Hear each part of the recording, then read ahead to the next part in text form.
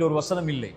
இறைமறையில் இருக்கக்கூடிய வசனம் எல்லாம் இறைவனை நம்பிக்கை கொண்டு வாழக்கூடியவர்கள் கவலை அடைய மாட்டார்கள் என்றுதான் இறைமறை. அதனால் தான் சொல்லுகிறது லா தஹ்சன், இறைவன் சொல்கிறான் கவலை கொள்ளாதீர்.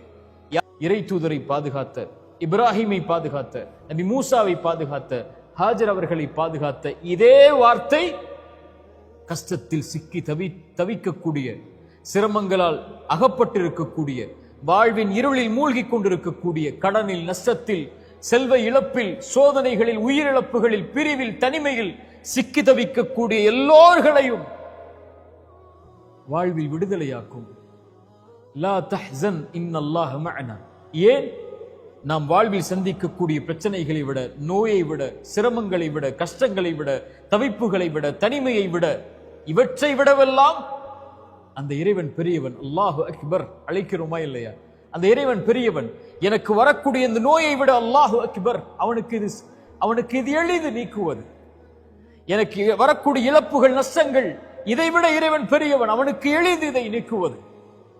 இறைவன் என்னோடு இருக்கிறான் எல்லா நிலையிலும், எல்லா சோதனைகளிலும், எல்லா பிரச்சனைகளிலும். அவன் மிகப்பெரியவன். எனக்கு வரக்கூடிய இவற்றை விடவெல்லாம் அவன் இருக்கும் போது லா தஹ்சன், உயிருக்கு சொல்லுங்கள் கவலை கொள்ளாது, அந்த இறைவன் நம்மோடு இருக்கிறான்.